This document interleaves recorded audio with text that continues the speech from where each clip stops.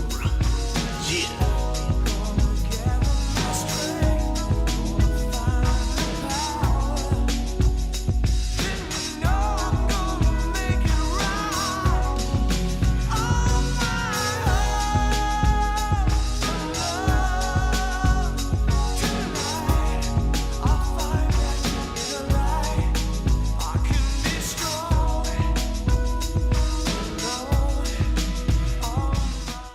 What's up, everybody? Welcome to another episode of Kojay's Corner. Um, this is a long time coming episode. Now, before I get into the introducing the episode, I just want to lay a couple things out that I'm actually going to take a pause from doing podcasts for a while. It's getting a busy time, and my schedule with my film is starting to take up a lot of time, and time is something I don't really have much of. So I'm doing a couple changes of things, and some video series you won't see much of, others you'll see some sparsely, or maybe not. We'll see how it goes. But one thing is for sure, I'm putting a little pause on Kojay's Corner, like I did before, only because I'm actually very active on Sourcewell. Do check that out with me and my boy 44. We're killing it. We're on top of the Snyder Cut, and Kojay's Corner is always going to be around. The thing with Kojay's Corner is it's always going to be someone I know and sharing a story or life experience or ideas of something that, in my hope, will stand the test of time. Something you could take away with, or just get to know someone, or even hear another perspective. That's always been the goal, on top of me wanting to use it to share some stories, which I will get to as well, because that's my story too. So some of them are just going to be me. But it's been a wonderful time doing this. I don't make a lot of them. It's not trendy. It just follows whatever's at the time being that I feel is important. And yeah, without further ado, uh, in the future and throughout the thing, I'm going to constantly be doing Snyder Cut related material. I have a couple ideas, and I can't wait to make them and then present them to you. But one of them is using Kojay's Corner as a place where I want to talk to more of you all, the fans, and my friends, and to share your stories and contributions, thoughts of the Snyder Cut, because this thing is amazing. We got this film out, and there's been good times, bad times, and it's still going on. You know what I mean? So this little world of the Snyder Cut, the Snyderverse, is here to stay, which is something that makes me very happy. And it has come this way through a lot of sacrifice and a lot of cost of things, and a lot of people's time, money, uh, hard work, creativity, integrity, and then even at the cost of some friendships and stuff, you know. But all in due time. But I hope we'll get to good things, and yeah, I'm excited to share that with you all. But without further ado, because this is quite a long one, so hopefully you're on a long drive, or you will pause and pick up next time.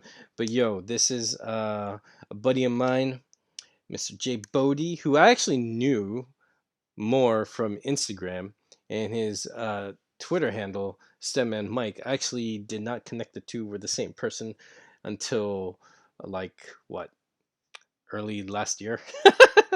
So I've always known this guy from Instagram. He's cool. He's in Snyder Cut Fighters, and yeah, we just always talk about like mostly action movies, Van Damme, Jackie Chan, you know, whatever in that spectrum. And I don't know, I always get to know people in different ways, and all that. But yeah, he and I actually had a podcast recording, like, what, I can't remember, what, a month ago, and then the file got corrupted and all that stuff. So we actually did this other one again at when was it?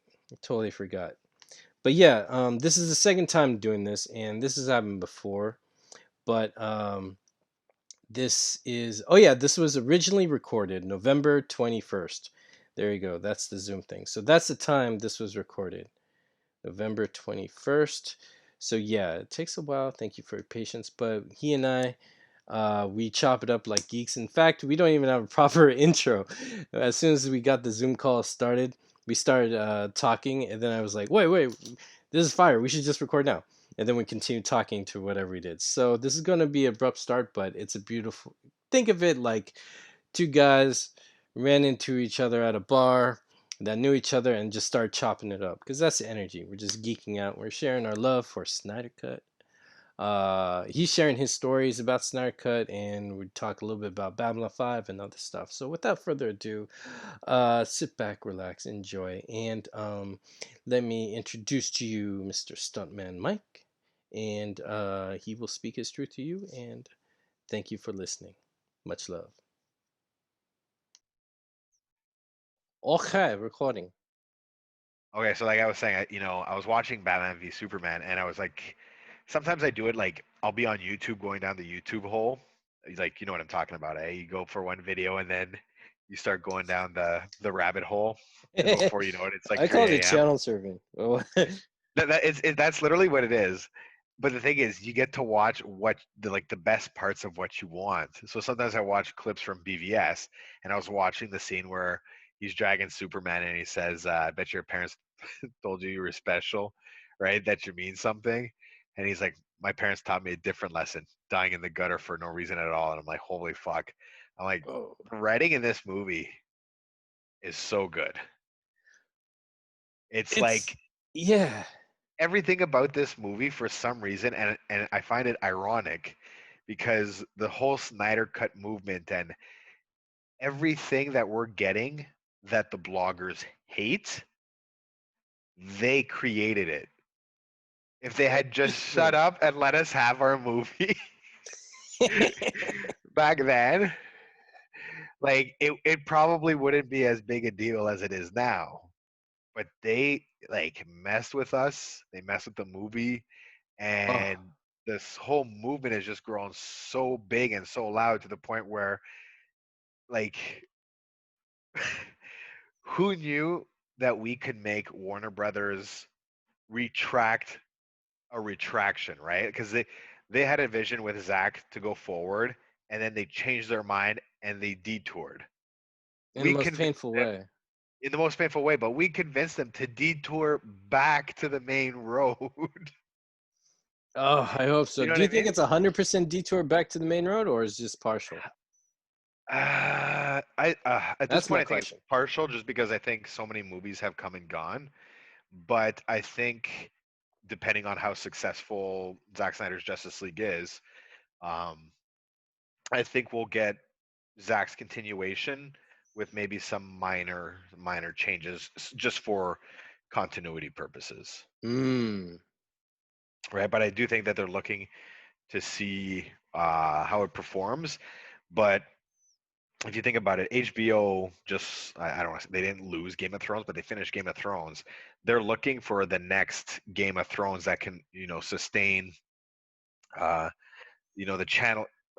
Like look at Disney Plus; it's being held afloat by one show, right? The So all Mandalorian, pretty the much. Mandalorian, so every streaming service needs a series to keep it afloat. You look at Amazon Prime right now. I'd say the show that keeps it afloat The boys? is The Boys. Exactly, The Boys. Um, and then with Disney Plus, obviously The Mandalorian. With HBO for the longest time, for 10 years, it was Game of Thrones. Mm. That's not to say that none of these other channels don't have premium content. There's Jack Ryan. Look at Right, Netflix, right. like whatever. But I'm just saying, like, there's always a premiere show for them, a premiere series, the series that is just like their crowning jewel. You look at Netflix, I think a lot of people would argue Stranger Things is their crowning achievement, I would right? too, because that's one of the few shows that goes straight to Blu-ray as soon as Ab- possible. Exactly, and they never release their shows on Blu-ray or their movies on Blu-ray. Uh, under like usually, I'd say 95% of the time they don't. Yeah, they The want all TV, that traffic to go to their app, right? exactly. Like they do get some of their shows get Blu-rays, House of Cards, The Crown, stuff like that. But their movies very rarely. Only if a movie comes out. if it's not a Netflix worldwide movie, for example, Annihilation actually released in theaters here in Canada, while I don't think it went to theaters for you guys, or it was in the UK. It didn't go to theaters. I can't remember. No, we don't get good So, stuff so we got all the time. Annihilation on 4K Blu-ray, as well as The Irishman. Criterion is releasing The Irishman on Blu-ray. So, Yeah. other than some very specific ones, Netflix keeps everything in house. But like you said, Stranger Things, their crowning jewel, and Game of Thrones is gone now, right? People argue, oh, there's another Game of Thrones show coming, but look at Breaking Bad and Better Call Saul. Better Call Saul is as good, some argue better than Breaking Bad, but it's not AMC's crowning achievement show. Like, nobody really talks about Better Call Saul on the same level as Breaking Bad, Right. It right? doesn't have a big following. I think it's equally good, but it doesn't So have that following. so a sequel series in my eyes doesn't necessarily mean that it's going to propel you back to the top. So Mm. you have Zack Snyder's Justice League, which we know in this 4-hour miniseries is going to set up so many more other characters. Like like Joker is back, Deathstroke is going to be set up in a bigger way. Adam is in it. Whether or not we get a Green Lantern, who knows? Everybody's saying one thing, everybody's saying another. So I think the Green Lantern thing is still a wild card. I think it's going to happen. It's either going to be an actor or one of the alien Green Lanterns, but I Yeah, definitely think it's going to be a Green Lantern. absolutely. He's got that logo. He put the logo on all the stuff, right? So I think he's in. I don't think with everything happening with Ryan Reynolds, I don't think Zach would have been just waiting and hinging his reshoots on one single actor still on the fence. You know what I mean? Mm. And I don't believe that he would have filmed half a scene and then just abandon it because he can't get Ryan Reynolds. You know what I I think mean? Ryan Reynolds is just a fan. He was just showing love and they're having fun with it, but I I don't think think he's a part of it. I don't think so either. But like, just with all the world building here, now we're gonna get Darkseid and his minions, his army. You know, uh, Mm. like there's just Martian Manhunter as well, right? And some people have rumored about Supergirl.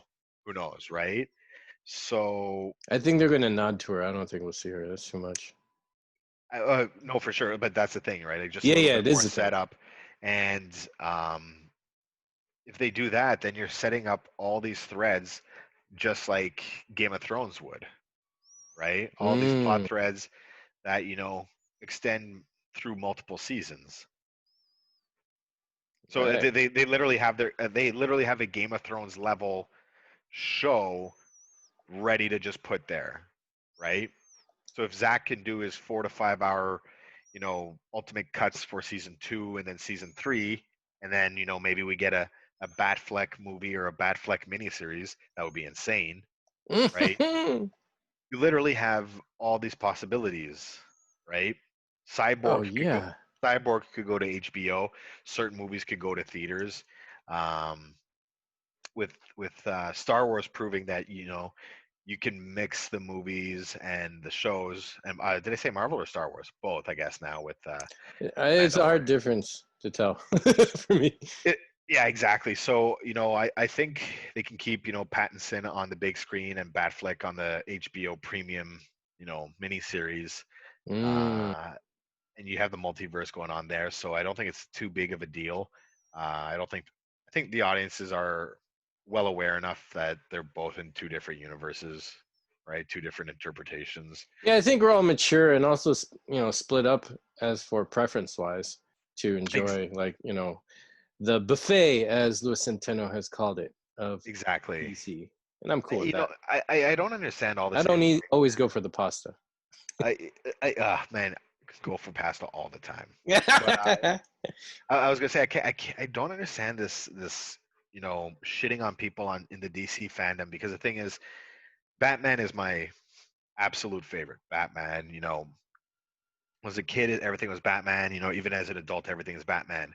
But here's the thing: I really don't like Gotham. Right? I don't The watch show all or the city? the show. Oh, okay. What's your gripe Right? with it? Let me hear. it's just too corny. It's too cringe. Uh, just just over the top sometimes. And here's the Mm, thing. I have no problem with that show existing. yeah. People love it, and that's absolutely their right to like it. I'm not going to go there and say, "Oh, by the way, your show is shit. You have bad taste." Right? I'll just say, "Hey, Right. listen. Like, if you ask me what I don't like about it, I'll tell you why. Mm-hmm. But um, I'm not going to purposely shit on you because you love something or you support something, right? Oh, I feel you with that, man. Because I'm a fan of preference. Like people can, like, like a fan. Like I respect preference. Like people can, it's almost like dating. We don't always date the same type of girl or whatever. Everyone's got their own thing, and that's cool. Because Yeah. I don't think things are like a sporting event. Even there, you could respect who wins or whatever. But I'm just saying, like, you got your team, you got your thing. That's you. That's what makes you happy. What's the what do you gain from going to someone else's yard and saying, "Hey, I don't like how what you like. You're stupid." It's like, okay, this is my own No. business. So that's exactly what I say sometimes. Like sometimes like somebody will say something. For example, Mm-hmm. Xbox and PlayStation 5 just came out, right? And Yeah, You have the Xbox trolls, you have the PlayStation trolls everywhere, right? yeah. You're more of So an Xbox guy, right? I'm more of an Xbox guy, but I day one PS5, day one Xbox Series X. I'm not gonna nickel and dime on, the consoles. I love God of War, love Horizon Zero Dawn, The Last Mm. of Us, Uncharted. Like I love all those games, and they're only available on PlayStation, right? But then on the flip side, I love Gears of War. I love Halo. Halo is my jam, Halo right? is a beautiful game. Um, it's just I I can play both systems. And I know some people say, "Well, just get a PC." Like, okay, well, I don't need a $3,000 PC. Like, Yeah, you know what I mean? Like, I would just yeah, rather yeah. I have a $700 Canadian. Everybody chill out. $700 Canadian Xbox, right? So, um, I'm fine just putting the game in, go and pressing go. If I can upgrade my system, down the line, like I did last generation, I got the Xbox One on opening day, and then when they had the Scorpio edition, the series, the Xbox One X, Mm-hmm. I got that one as well. You know what I mean? Oh, okay. So, but yeah, I don't understand these trolls. So, like I said, a PlayStation fan will jump on there'll be an Xbox ad going like, "Congratulations, you know, today's our release date for Xbox, blah blah blah blah blah. Hope Mm-hmm. you guys have fun." And then the first comment is like, "You fucking suck. PlayStation's better." Blah blah blah blah blah. And I'll just reply to that guy, and I'll just be like, dot dot dot. Okay, question mark. Like, what was the point of this? You literally took like time out of your day to sound like a complete moron. It's like, yeah, I don't get that. I wrote PlayStation, that's my favorite go-to, but I've gotten Xbox a few times for some exclusive games. Like, I really love Fable. I wanted to Yeah, check it out, and I got Xbox just for that, and I got a few games to go along with it, because why not? And I absolutely. hear Elder Scrolls 6 is going to be an Xbox exclusive, I believe. That's the last I heard. If that's so, shoot, I'm buying the Yeah. Xbox. Done. Well, the Microsoft bought. Believe it's a Bethesda, right? Yeah, I think they So did. they bought Bethesda, and whether it's a full-on exclusive, I don't know. Um, I think Microsoft is still, even with the purchase of Bethesda, they're still willing to, do timed exclusives. Okay, 6 months on Xbox, but then after that, we'll release it for PlayStation fans as well. Yeah, Because in the end, I hope they're so. in the business Cool. of making money, They right? save money. Like if they see that, after a while, there's a small dip in their console sales, then they'll know the game is no longer pushing a console, and then they'll say, okay, cool, we'll release it for PlayStation.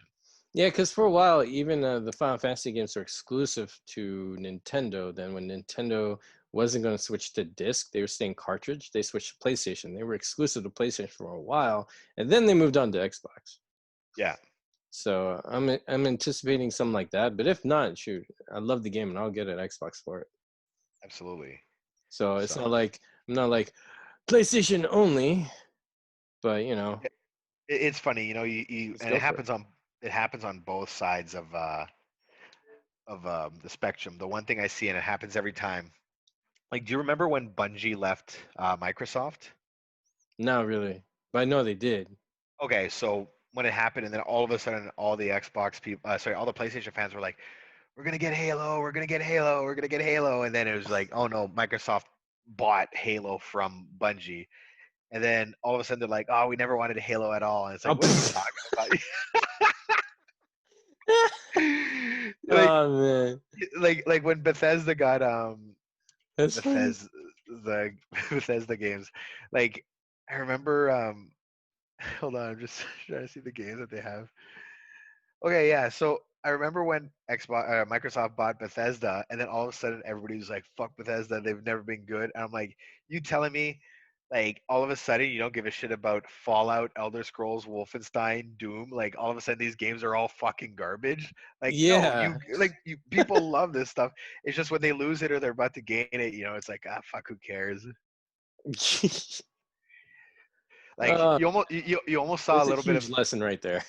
you almost saw a little bit of denial, right? Like even with the Marvel fans, like remember when they lost Spider-Man for like 3 months, Mm, and like at first they were like, "Oh my god," they were freaking out, but then after like maybe a week, they were like, "Oh fuck Spider-Man, you know, we never need him. We got enough movies with him for now." I'm like, "What the fuck are you guys talking about?" Like I think it's a coping mechanism. I think that people do.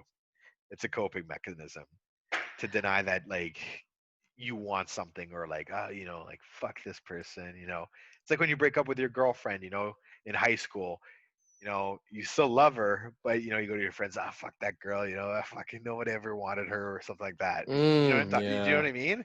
It's Yeah, like and a I think coping that mechanism. too. That's too much, like maybe too much flexing, like or bragging rights. Like when the bragging rights games change, they don't know how to cope with the change, and then they freak out.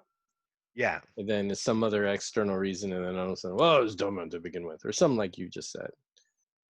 So it is funny to see how people, especially on Twitter, just you know, watching how people behave. It's you know, sometimes you've heard the term people watching. You go to the park, you know, with a friend, and you just look around and you just watch people. It's Yeah, interesting people watching on at the Twitter, you know, mall. just kind of like lurking, and you look at the threads that people create, and you just see like who's talking and what they're saying and stuff like that. Yeah, even body language too. Yeah, well, yeah, like well through Twitter, do you think you can tell body language? No, but I think you could tell by where people spend the most time with.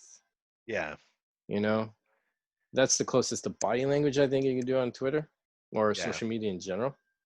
yeah. Like, yeah, and I think well, this is more interesting to people like you and me because we're theater guys back in the day. So Yeah, I still it's can't like believe actor that. study. Yeah, it is. It Sometimes you can't is. turn it off. It's interesting. Absolutely. But You should yeah, tell people. that's. Oh, go on. Go ahead. No, go ahead. Oh, you're the star today. Oh, I'm the star. Yeah. I was gonna say we should tell people where we first met, which is weird because we didn't actually officially meet, but we had like seen each other Yeah. and we had like sat next to each other, right? It's so funny. Okay, I'll let you tell the story because I like hearing about it. Because I think you saw me first, and I Well, yeah, I noticed you saw you moving up. first because obviously you're wearing the mask, right? Yeah, So you know this kid coming from this guy coming from the east coast of Canada, you know, lands in L.A. and for the first time, and you know the biggest fear I had coming to LA, it was driving on your highways because I'd never been there before, right? So I've only ever seen it in movies, right? And you yo, see it I in have that movies, fear every day. Don't worry about it. you know, you see it in movies, and it's like the multi-layer highways, you know, spinning around, and it's you know 8 hours of gridlock, and I'm like, holy fuck, like here our highways go max 4 lanes, and that's max. Usually it's like 2 lanes, some places one. The highway, right? Wow. Yeah.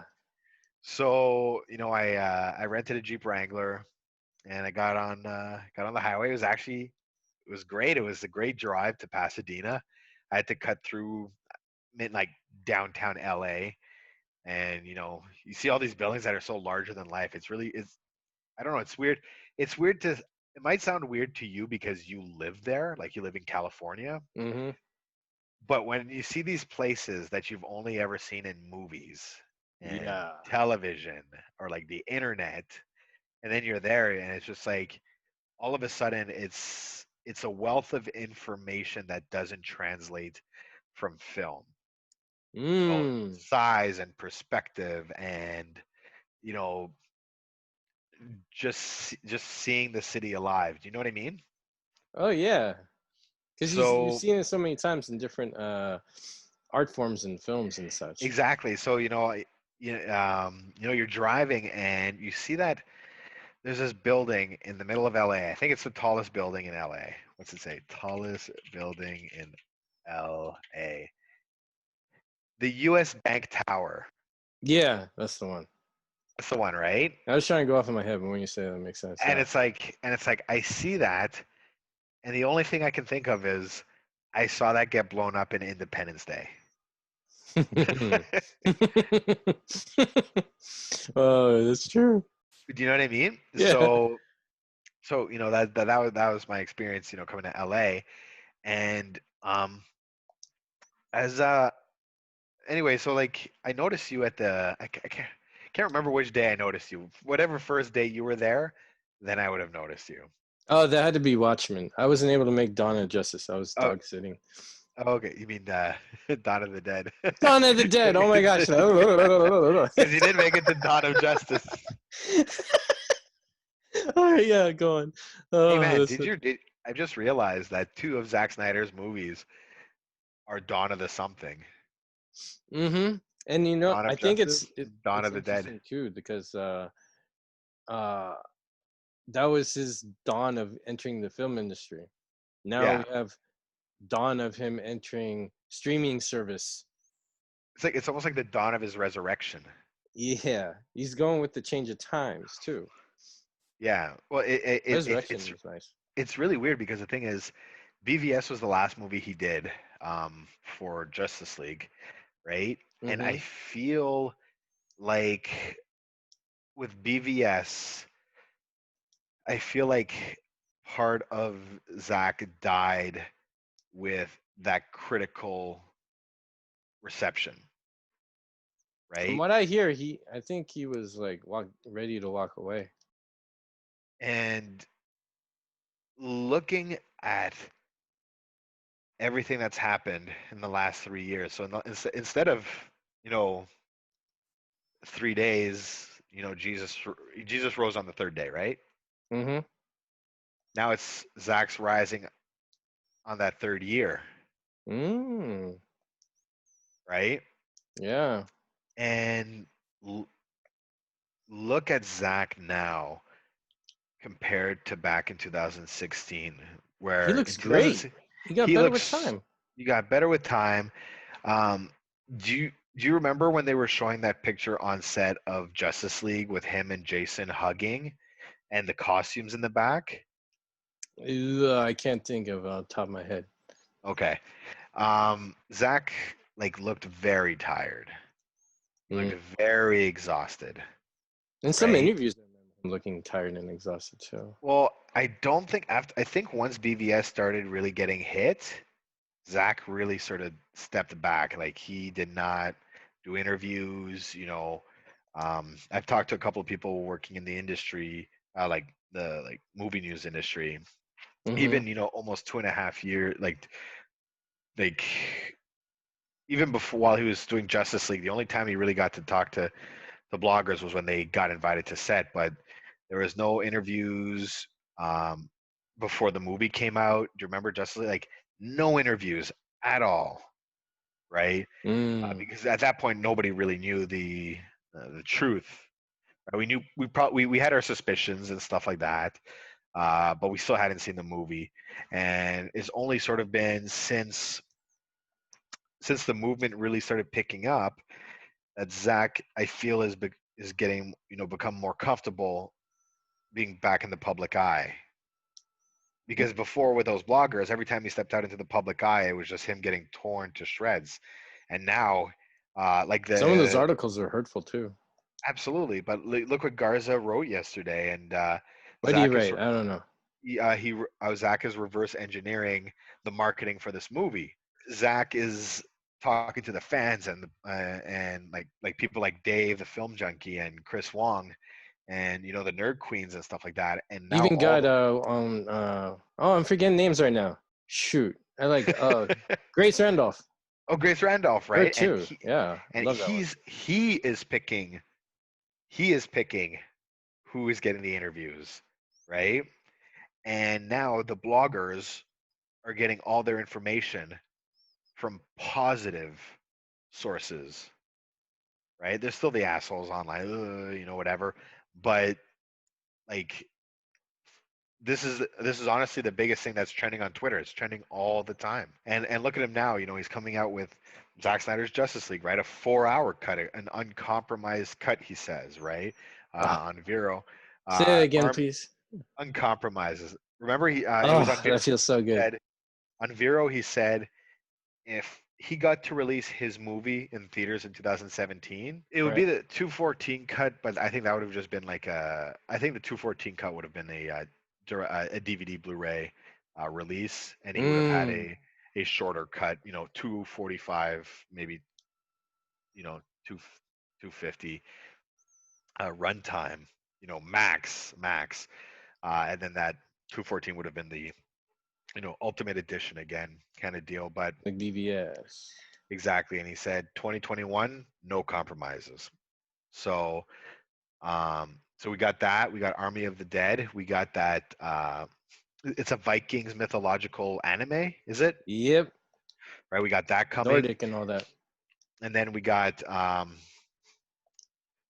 of the Dead. Army of the Dead prequel and cartoon. Yeah, And they're then doing now, an anime series of that too. exactly, and now they're talking about he's going to be shooting possibly The Last Photograph in the spring. Look where he is now compared to just 3.5 years ago. So I really feel like with Justice League representing the resurrection of Superman, I feel like in a way it's also representing Zack's resurrection, right? Yeah, and in a way, if we're going to use like a DC Comics as like a metaphor, I even want to say like, okay, maybe like Justice League was the forced New 52 reboot that didn't really work well, and everything's been in like a Flashpoint paradox ever since, and we're going Pretty back much. to what was good now than ever before in like a good, honest rebirth. Absolutely. Mm. And it's weird to think that I'll call it when I talk about Zack's movie, I'll say Zack Snyder's Justice League. When I'm just talking about the Josh Whedon version, I'll just say Justice League. But Oh, I used to call it Justice League. So Justice League, I know. But yeah, I was gonna but say that. respects. Go on. But I'm just gonna say that it's weird to think that a 2-hour movie that came into theaters is now going to be relegated to a special features bonus content. Is that what it's going to be? Where it's going to end up? Yeah, because I'm never watching it again. Like it'll be like, oh, this is here's a 2-hour version that's completely butchered. I call it the longest trailer in history. And Absolutely. You still didn't see the movie. It's like when they release TV edits on Blu-ray. I have a couple of movies where a Blu-ray has the TV cut, right? Because it's so legendarily like funny. Right. So I have I've seen a Mallrats. couple of those. Yeah. I have Mallrats, the new Blu-ray set that was released by Arrow Video, and there's 3 cuts. There's the Nice. theatrical, there's the extended, and there's the TV cut. The TV cut has all the awful dubbing of all the swear words, all like just the nudity cut out, and it's like, did you ever watch Die Hard 2 on TBS? I've only seen that on TV. Yeah. Okay, so what program? how edited it? Die Hard 2 is one of those legendary television edits that so many people have seen and can like quote. So instead of "Yippee ki Yippee ki motherfucker," he says "Yippee ki Mr. Falcon." Oh yeah, they would dub like different sounds over the curse words or whatever. Exactly. So It some of was these, so obvious. some of these awful edits have actually been released on Blu-ray. Oh my god, So that's great. that's what I'm going to consider the Justice League. It's just going to be this alternate, like this edited garbage version, and it'll be a special features disc next to the 4K release of Zack Snyder's Justice League. Ah, that's funny. I like it. uh Man, it's come a long way. And also, yo, we're talking about SnyderCon. Was about those times, man. That was I a know huge day. it's been almost 2 years. Oh wow, a lot has happened in 2 years, man. I know, I know. Oh, So like it's because it was in March 2019, and mm-hmm. we're heading into 2021 now. That's true. Wow, it's such a trip, man. I know. It So definitely much has that gone definitely on does in the fly. last few years. And So hey, didn't you get into the movement earlier, or? yeah, I've been part of the movement. I'd say almost from the beginning because I was already friends with Fiona, right, on my first account. So I helped write a couple of articles for her website when it first went online, Mm-hmm. and just from there, you know, anybody who's ever been for the Snyder Cut, I followed, unless of course they were getting abusive, then I would sort of, unfollow them. But yeah, been there for I'd say almost since the beginning. Um, in April or May 2018, so about 5 or 6 months after the movie came out, Justice League, I went to my local Comic Con where Jason Momoa was there, and I actually got to shoot the shit with him for about 5 minutes, and that's where, because at that point it what like people were already having doubts on whether or not the Snyder Cut existed, right?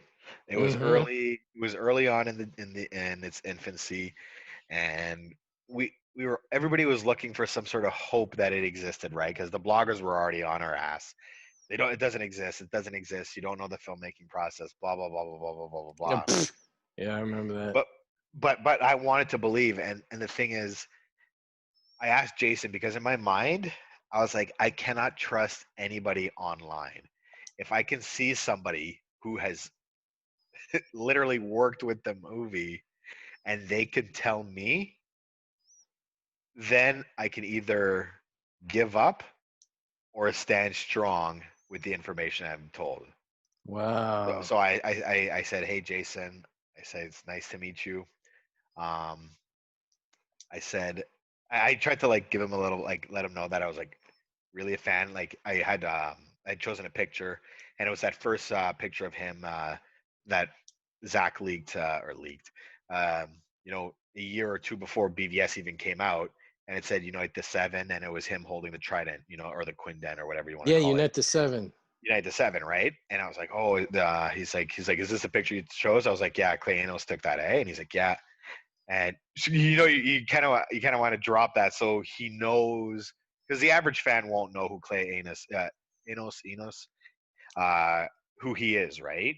But Right, if right. you say you know who Clay is, then he'll know. He's like, okay, this guy likes Zack. Like this guy follows Zack. Like he's on point. He's He on knows his point, stuff. exactly. So I said, hey, listen, I said I got to ask you something, and I said, the Snyder Cut, like, is it real? Does it exist? Because I just need to know if it's real, and if it is, like, I'll keep pushing for it. And he looks at me and he goes, buddy, he goes, it exists. And I kind of had the same weight come off my shoulders, the same way that when Zack announced that it was coming, getting that weight off the shoulders, right? Because Mm-hmm. that initial weight on my shoulders was, does it exist? Right? Mm-hmm. And when Jason said yes, that weight came off. Oh. But with that weight coming off, do you know what weight came onto my shoulders? Mm. Will it ever come out? All right, you are right there because the reason I went to SnyderCon was to find out if this director is really passionate and legit, and I got that, and also I did want to know if it was real too. That little Yeah, confirmation because I was plotting the perfect question to ask him, but and I started raising my hand towards the end, but I didn't get the chance to get called. But my question was, um, is your cut of Justice League real? And if so, what can we do to help it come out? Because yeah, that was essentially the truth on everybody's minds and hearts, I believe. And when I was waiting in line, I heard all the rustle. I was like, oh, the Snyder Cut's real. And so I was like, oh, wow, it's real. So by the time I met Zack, I was just so thankful. I just want to say, hey, thank you for Man of Steel, man. How you doing? You know, I just went from there. Very simple. absolutely, dude. Because Like that's what I needed. And ever since then, it's been like, Leonidas 300 mode. Let's win. absolutely. And you know what the funny thing is, is that everybody there for the BVS, the Q&A, Mm-hmm. the everybody there under normal circumstances would be dying to ask so many questions about BVS, but no one was there to ask questions about BVS. People were there being like, is Justice League real? Does it exist? Please tell us. Yeah, I know it's having a hard time. At one point, at first, I was like, "Am I allowed to ask that?" I don't know. It seems weird. I know everybody kind of knew. They're like, the first night, Dawn of the Dead and Watchmen, do not ask. It's not the one to ask, right? It just seemed It, disrespectful to the screening event purpose too. absolutely, You absolutely. know? But I think people were like, once we get to BVS, like they know it's coming. Like Yo, behind, dude, that one had the biggest turnout too. I know. Well, of course. So, but before Zach comes on, I'm sure Debbie was giving him a pep talk saying, "Don't fucking say anything. Don't, don't." And then all of a sudden, Zach's on stage and he's just hemorrhaging information, and in the background, Debbie's going like she's like shaking her head and like, no. And Zach's like, and then Darkseid moves, tubes in, and he kills Lois, and everybody's like, "Holy shit!" Like everybody's mind was blowing up, right? Oh yeah, from his original story. Oh man, So, because it's funny because how he said that was like someone was asking what happened, and then he yeah, got into why Flash was there, and then he just started spilling beans of the original plan. I Like know it was. he just needs it in, and he'll talk. Because I even in a lot of the interviews, I see that he's taking pauses, like I just did right now, to think of what I'm gonna say. But I think he does a lot of pauses. Go, okay, wait, He is this has too to be. He has much? to be. That's He so has to much to be tell. super careful. He has to be super Yeah. careful, for sure, for sure. And I There love it. was I love the enthusiasm that he loves what he does and put together all that hard well, work. it's because like if he would spoil his own movie if he could just talking about it, right? But he knows he has to stop himself. He has to, and I think that's how it is with a lot of filmmakers. Are like, you're like, oh, I want to tell you this, like it's so cool, right? But it's Hmm. like I can't tell you, right? Like look what happened yesterday with Predator 5 getting announced. Apparently, there were Oh, Dan Trachtenberg said, he goes, "This sucks." He goes, "I've been working on this for 4 years, and the way we were going to announce it to you guys would have been super fucking dope." oh. And I think it would have, because he directed 10 Cloverfield Lane, right? Which Hmm. some people think is the better is the best of the three. Some people say it's the first. Some people say it's the second. I don't know anybody who says the third one is the best, but Yeah, I'm not too hardcore into that, so I don't have a preference. well, Dan Trachtenberg, he got noticed when he did, I believe it was the Portal fan film.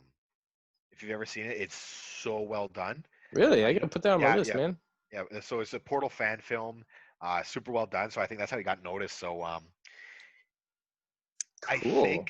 I think that I'm trying to figure out um, how which script they were going to go with, because there was mentions of Arnold and Danny Glover being in, but then somebody else mentioned possibly the old pirate um, script. Did you know about that one? Mm-mm. This is all So, new to me, dude. Educate me. so what Robert Rodriguez originally wanted to do Predator 3. He ended up producing it, and it was Predators, right? Yeah, Um, yeah. he produced it. He didn't direct it. The director's name escapes me right now. I thought I thought of a Same name, here. but I I was actually like, like that one. That was pretty all right. I like that one too. Yeah, 1, 2, and 3 are great. It's the Predator that just shat the bed. I feel like that one has studio meddling. Oh wait, is that Big, the one with Key and Peele or Key in it? yeah, that's the one. Yeah. Um, Predator's director. He directed 2 movies for sure that I know. Nimrod and Tal. You know Nimrod and Tal? Mm-mm. I Did don't think I? he's that. I don't think so. He hasn't done much since. Let's take a look here. What has he done since? I knew he did. Before that, he did. What did he do? Director. Oh man, he hasn't done much. He did Vacancy with Kate Beckinsale and Luke Wilson, right? Oh, You okay. remember that one? I remember of it. I didn't see that one. Okay. And then he had a bit part in the first Machete movie. He played a bodyguard. But yeah, All right. he did Predator. Like he hasn't done anything in a couple of years, like anything worthwhile. So it's Huh. unfortunate because Predators was a good movie. I enjoyed it, 1, 2, and 3. But like I said, the Predator was garbage. But now we're getting another chance with the new Predators movie. And one of the rumors was that remember at the end of Predator 2, the elder Predator throws Yeah, he that throws him the flintlock old gun, gun. the old gun. So apparently, um, Robert Rodriguez wanted to do a Predator movie on the like the old ship from 1775 or wherever. Oh shoot, that'd be Yes, cool. Of the gun. yes, yes. Where the gun is, right? And so I can imagine if Dan Trachtenberg was doing that one, you'd have this trailer that looks like it's going to be, a Master and Commander or like Black Sails kind of movie, and then all of a sudden you hear the Predator clicking, right? And you realize, holy Ooh. fuck, this is a Predator movie. Ooh, dang. Because everything Predator has been in our time, but Yeah, they've been around for a while. exactly. Ooh, chills, man. That'd be so cool. Absolutely, I think one day absolutely. we'll get something like that, though. You know what? I just want another good Predator movie. I was so disappointed with the last one. I didn't watch it. I mean, I've seen all Predators up to Predators. Like I saw the Alien versus Predators ones. Those are okay. Yeah, If, Alien versus Predator 1 was okay. It's not good, but the it's director's cut is entertaining. really good, though. I Oh, find the it. director's cut is only like 2 minutes longer, right? A little bit of CG blood in that alternate Yeah, yeah, opening. yeah. It's like everything that made the movie rated R, they took out. So it's like a few minutes. But I like how that one's cut a little bit better too. Slight differences. But I do, and I do enjoy that alternate opening. Although I wish it was a little bit longer and more yeah, that alternate opening should have been way longer. more played out. I read the novelization when it came out, and it was really more developed. I can't really remember where or what was developed in it, but I do remember that first the in the novelization, the opening scene in the movie was like at least a full chapter or two, and you got to know some names of people who were at the Alaskan ice post or wherever they were. Mm, So dang, where are we? I know, I don't know. We just it's so that's the thing with being when you do a podcast, you have to like have your notes and be like, Nah, I don't think so. I think it's just good to be on topic. I mean, well, not saying just I like conversation, man. yeah, same Because here. we're just being real. It's cool. But yo, all these films and directors and directors cuts is like, well, how you and I started talking seriously. I think. I think so. Yeah, I can't remember. Yeah. Like just I just followed you because I knew who you were from the events. I was like, oh, that's the guy with the luchador mask. Click, I'll follow him. So Yeah, but I think we really connect when talking about martial arts action movies with Cyborg and all that. I yes, freaking love absolutely. Cyborg. Yeah, and you have the director's cut, and it's like a Yeah, the German director's cut release. is cool. The only thing is that the extended lost footage has not been touched up at all, so it's a little bit jarring. Yeah. So when I got it, I was actually glad that you suggested I get the re-release. Oh, the Scream I watch re-release, eh? Yeah, I watch both because the re-release is still good. It's just that it's nice to see it in full quality wise, and then Yeah, jump back to director's cut every now and then because the director's cut flushes it out. So when I rewatch the other one, I still have the director's cut in mind, and absolutely. it doesn't change.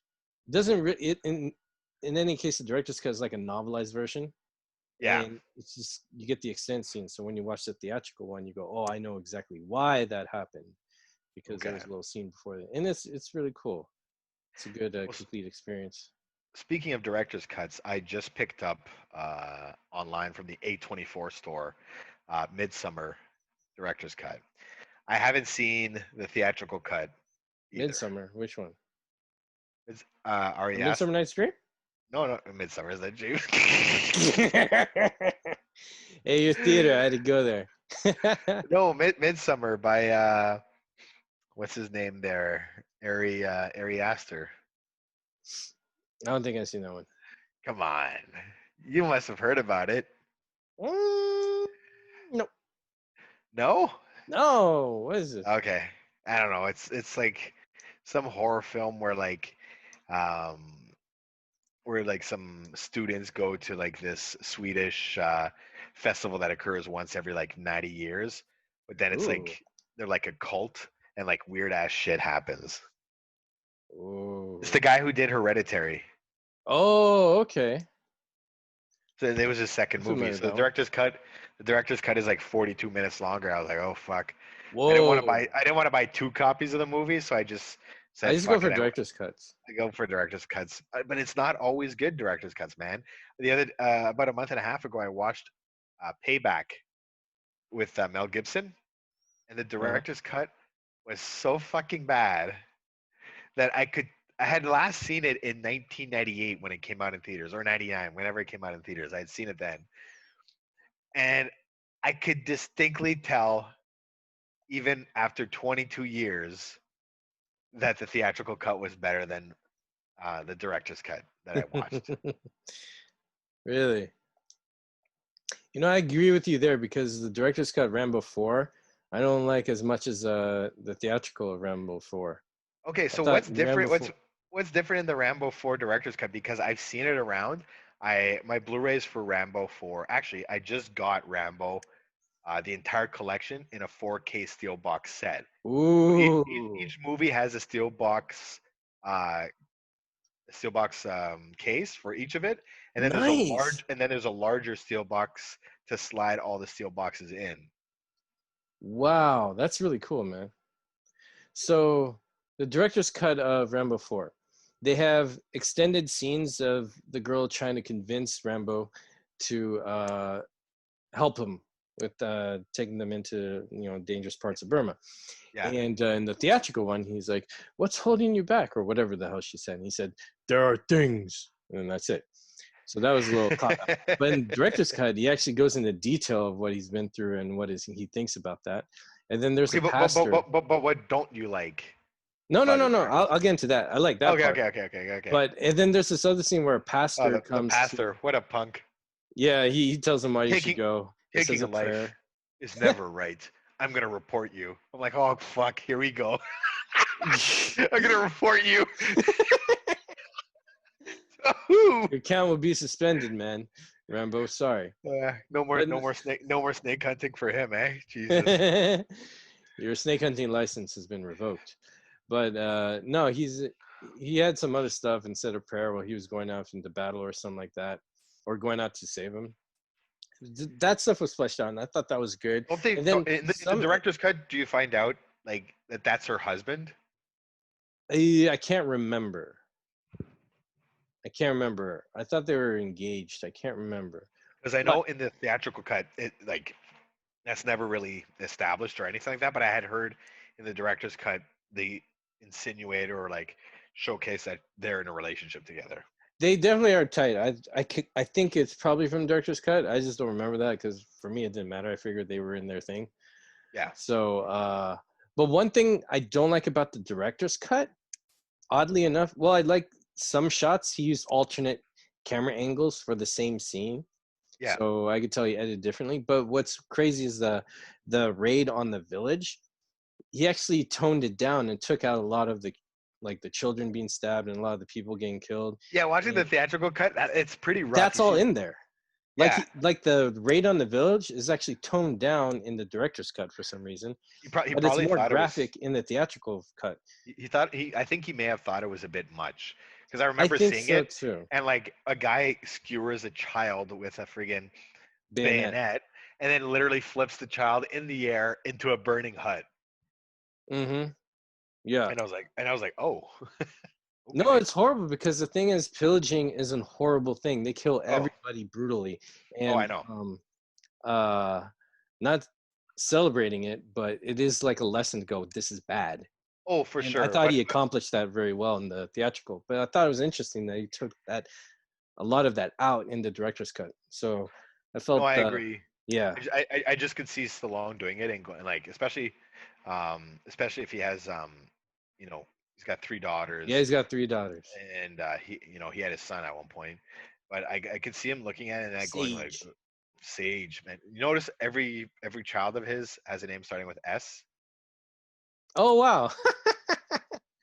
right? uh, yo, my cousins, all of them have an M name. They're all named with M. Oh, really? Eh? Yeah.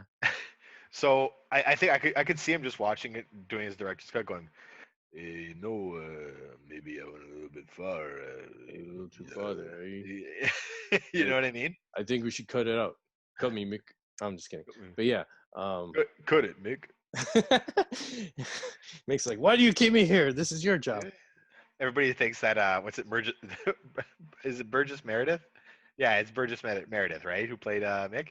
Everybody thinks he's been dead for like 15 years, but really he's been locked in fucking Stallone's basement. Oh no. I need your consult. He's like, Stallone, you're gonna let me out of here. I told you to call me Rock. Rock! Oh, that's so cryptic. Yeah. But yeah, yeah, it was interesting. And yo, by the way, we did do this podcast before. Then something happened with my hard drive and I lost it. We were also talking about the director's cut of Troy. Yes, Troy, and we were talking. I think we were talking about the music. Yeah, and the And, fight scene with in the fight Hector scene, and Achilles. how you hate that they repurposed Yeah, dude. the Danny Elfman score from Planet of the Apes. Planet of the Apes. That But was such a good soundtrack. I actually love that. I rarely ever condone reusing music from other movies into another movie. But that worked Like, for you. but for that one, it worked for me 100%. And a moment that didn't work for me, for example, was the reuse of music from Sunshine in Kick-Ass when Big Daddy is set on fire and then it becomes a strobe light effect with his daughter, killing everybody. It repurposed music from Sunshine, and it totally took me out because in Sunshine, the music is used so perfectly and it's so powerful that it stays with you, right? Well, Right. while compared to say the music from Planet of the Apes, it didn't really make an impression in that movie because the movie is just kind of okay. It's enjoyable, but nothing particularly special. But then used properly in the context in Troy, I thought it ratcheted up the intensity to an 11 between Hector and Achilles. Yeah, because there were some moments when the camera pulled back or went tight in, right when the music did that, Yeah, 'cause like I remember the song. It was like dun dun you, dun yeah, dun yeah. you. It flows with like the camera work flowed with the beats of the music, It did surprisingly. fit. It did fit, and I still feel like for me, it gave it away. Like the next moves Yeah, coming I in, don't but know. that's just me. I liked it when it was more silent because you didn't know when that killer blow was coming. I think we knew when the killer blow was coming. He was looking pretty tired. Yeah. He did before he tripped over the rock. I know. Okay, yeah. But yeah, but still, just for fairness. But that's what's interesting though, because the director felt, oh, I need music here. I don't have music for it. Let's put this badass song in there, and it fit. All right, cool. I got the music. Like the director's happy. Then that's the way it is. Yeah. So You know what? I'm looking forward to hearing. Speaking of music, Junkie XL score for Zack Snyder's Justice League. Yes, we have not heard anything, and we Well, we've rarely heard do with Zack Snyder films. we've heard like a 20-second thing. Remember on DC Fandom, Yeah, yeah, yeah. he was like, Oh, oh, hello everybody, I got a little piece of music here, and it was like, like I don't know, some like so it was it it, something it, triumphant, and I it feel yeah, like I it got was into a triumphant. video game, I someone feel else's like video game. I felt it was a little nondescript, but I think that was on purpose, right? Um, Yeah. It but wasn't like a I piece like the opening. It wasn't like a song piece like when the Waynes got, in that flashback thing. exactly, exactly. Like that's Like it wasn't the Batman theme, dum dum yeah, yeah, dum yeah. dum, dum. Right? But all I need to hear, the only thing I need to hear to know that the Snyder versus back in Zack Snyder's Justice League is those two notes denoting the Man of Steel. Dum Dun, dum. dun. Oh You know yeah, what I'm that's talking? beautiful. Right? Like it just said like I'll be like, yes, I'm back. Like that music is so it's just so perfect in that series. It has its own identity. And it sounds like a song, which a lot of music nowadays, like I'm still a fan of spaghetti westerns and all that, and Yeah. old kung fu films, and they have like this music added to it. A perfect example for the West is like I would say the Conan the Barbarian soundtrack Yeah. from 1982 is that the score works as a song on its own by itself. Like you could pop it in, listen to it, and you're like, oh shoot, I'm hearing like something equivalent to Carl Orff's Carmina Burana, Yeah. and it kind of fits and makes that musicality like it's a song. It has its own, rise, Absolutely. Like, chorus, verse, break, bridge, and all this stuff. And I miss that because I don't really get much of that in the Avengers films. Not to knock it, yeah, but in some other films, it's just like so intense that there's no exactly. real Do sound. you Nolan know does what? that a lot, He does, but he still absolutely. keeps some musicality in there too. Do you know what song like that I think of, like you were talking about Conan the Barbarian, a song that you can just put in the theme song to Total Recall? Yeah. That's a great one. I believe it's I want to say Jerry Goldsmith. You Mm. think I'm right? You're probably right. I'll Google this later. But Total yeah. Recall. Let's take a look. All right. I just hate like saying something, and then the listeners are listening, and then they're like, "This guy's a dumb fuck." It's not this No, if they're guy. listening to you, man, at this point, they're definitely open-minded and intrigued. Jerry Goldsmith.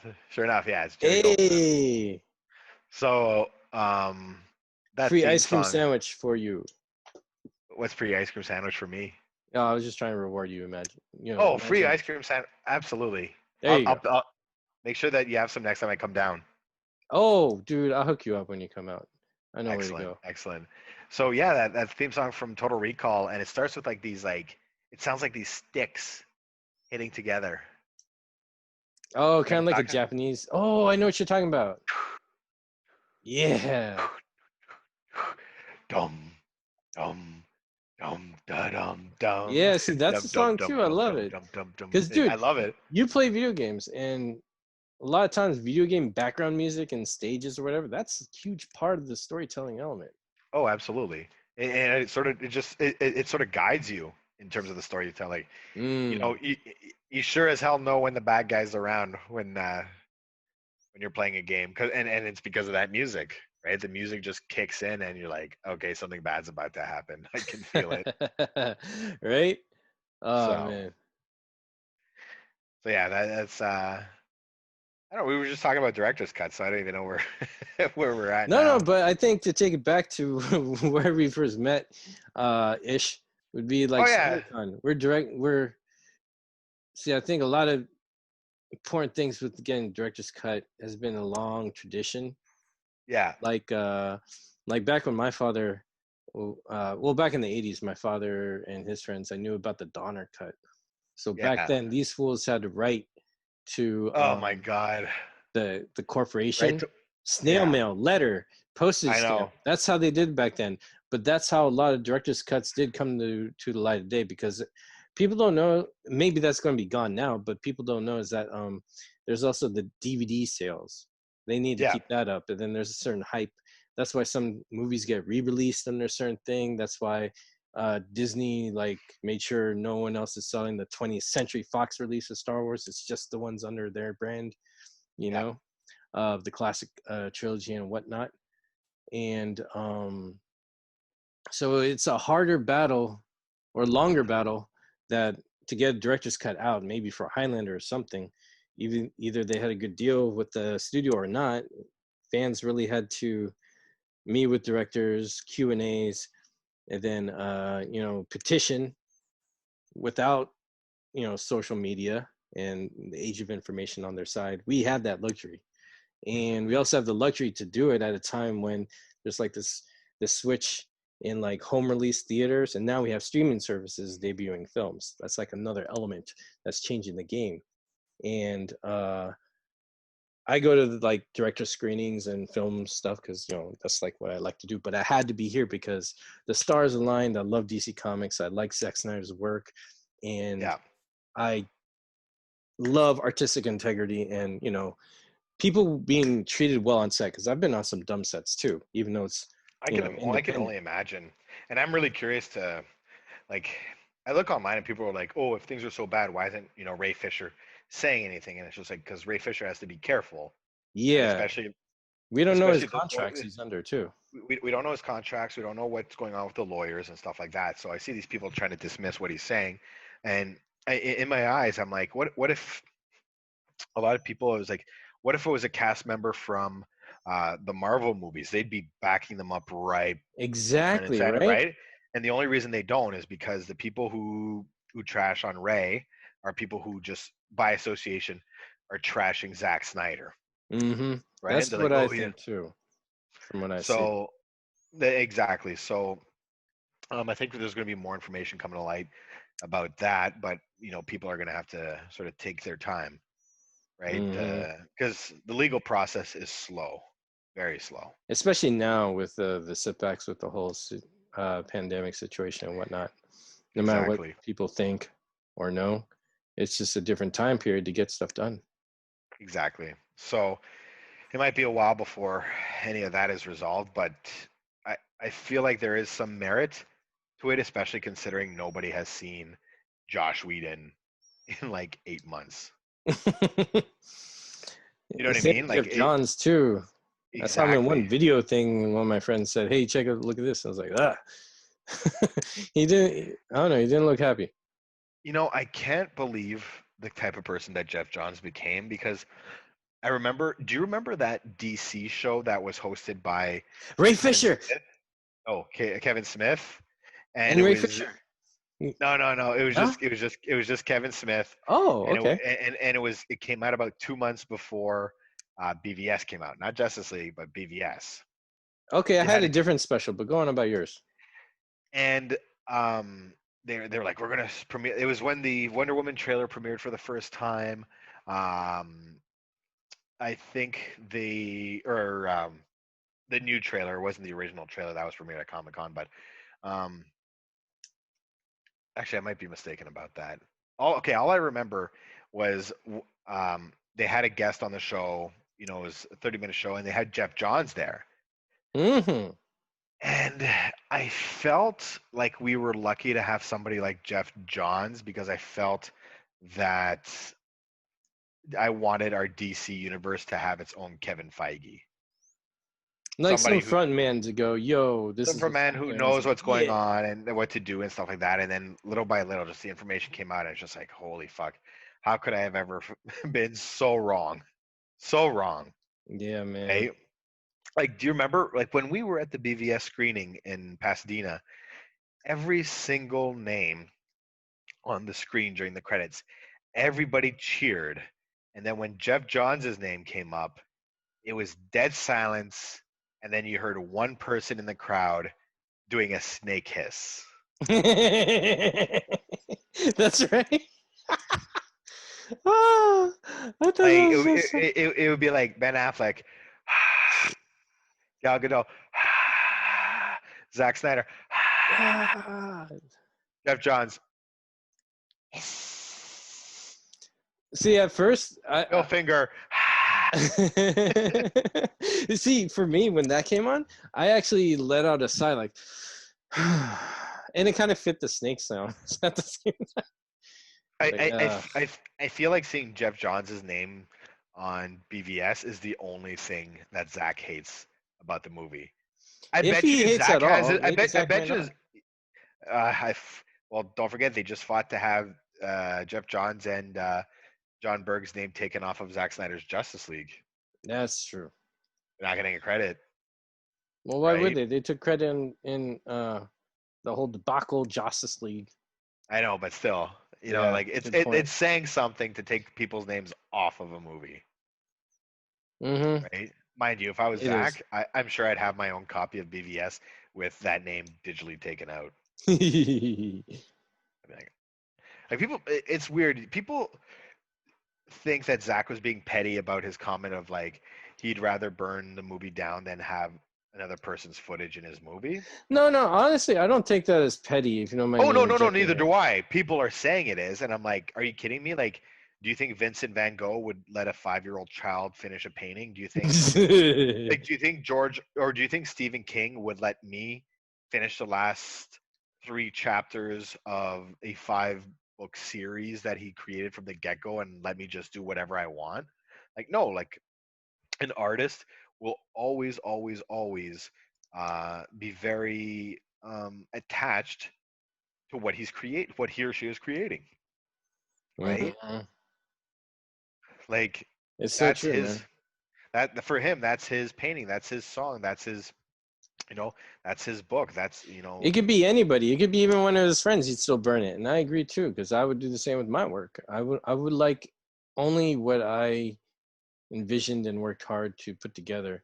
If someone else did a separate scene, that actually would not even happen. exactly. So it's and then you're gonna get the people going, oh, that's a Randian way of thinking, only you're like, shut the fuck up.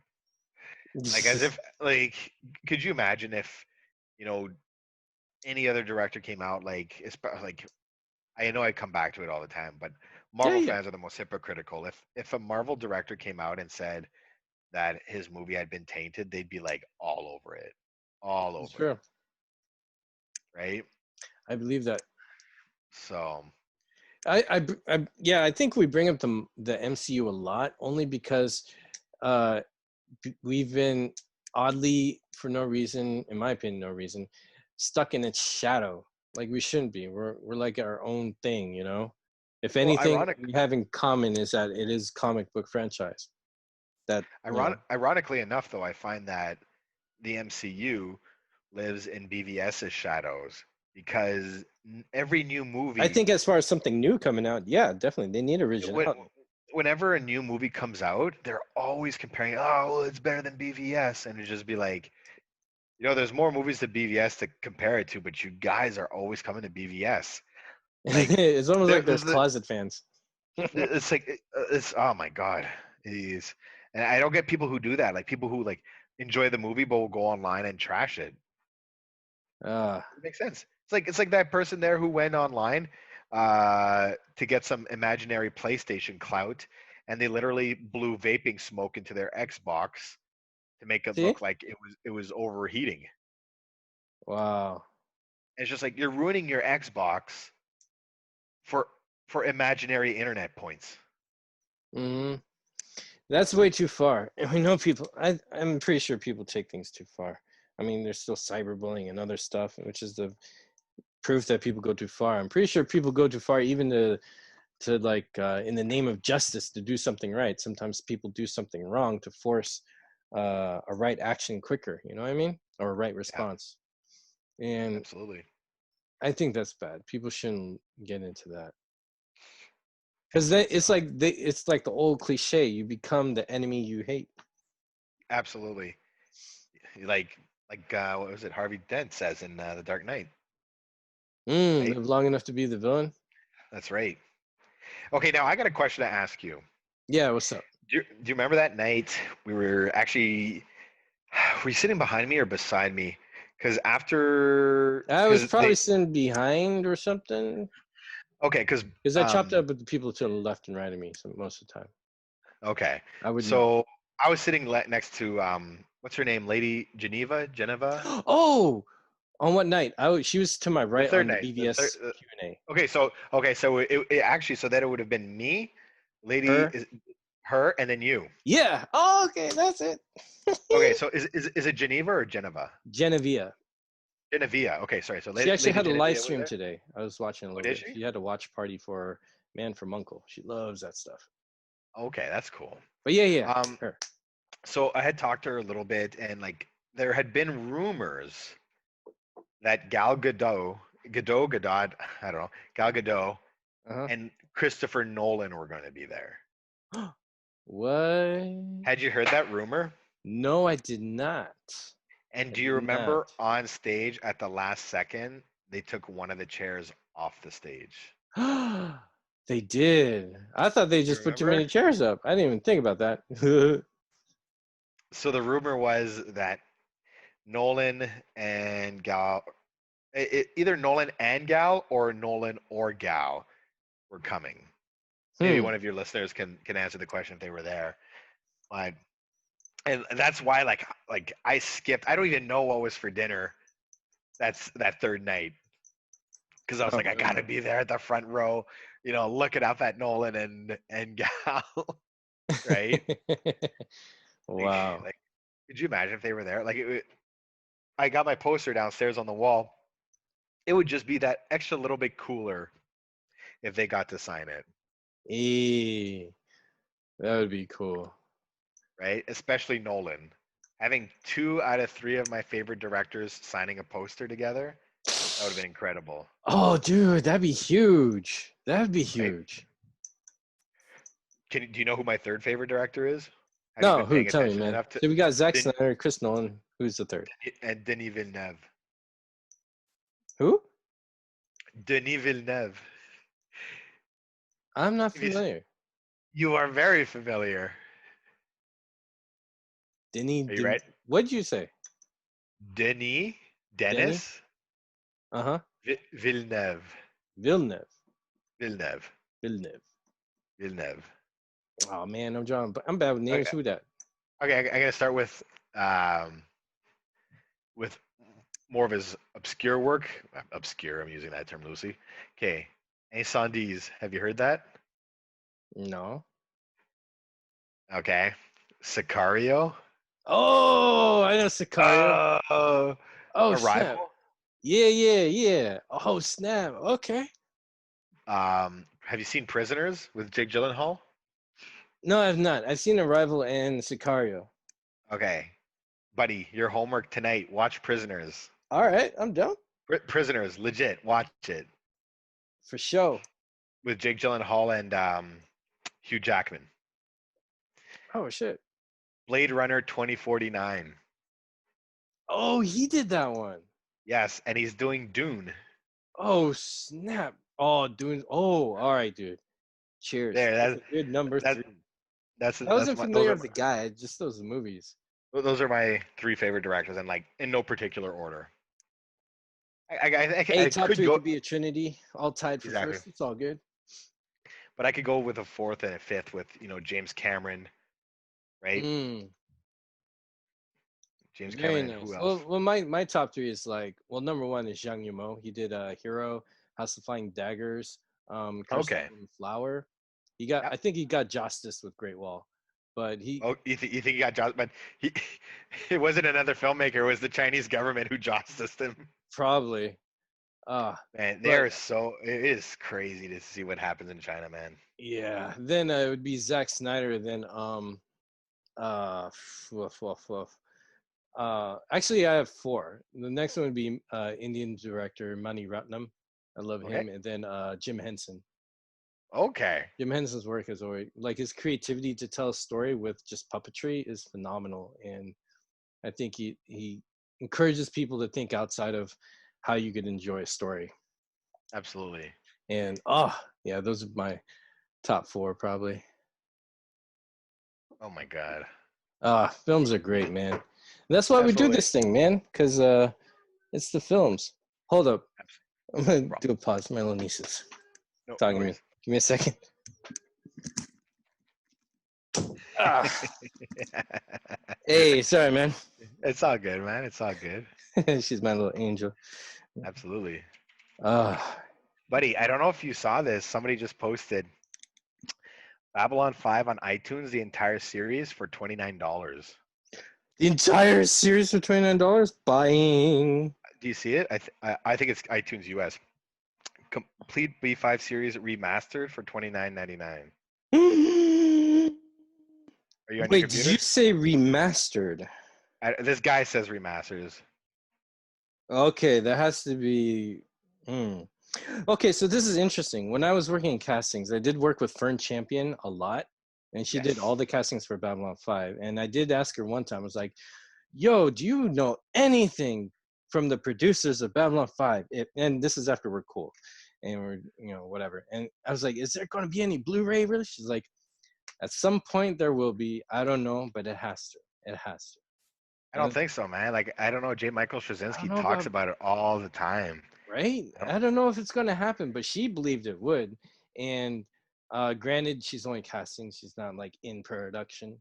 Um, Yeah. they're just part of pre-production, sorry. And so anyways, I just was like, hey, it's gonna be. That's why I've always been buying Babylon 5 on Amazon Prime.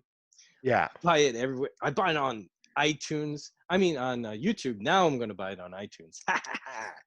Oh But, yeah. sometimes the only thing I follow J. Michael Straczynski, but I feel like sometimes he's a little like he could be however he wants to, but sometimes I find he's a little cold.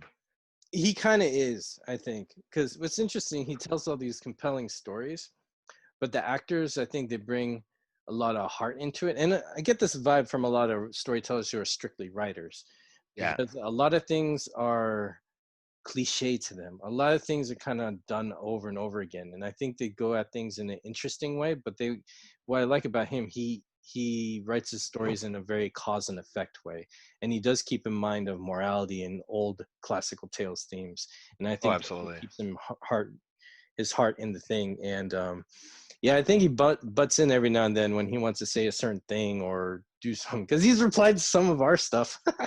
Yeah, yeah. Well, So it was like I was thinking specifically of the one where I posted. Remember that actress who ended up being on like one of the main characters, one of the main side characters in Entourage. I think it was Constance Zimmer. uh-huh.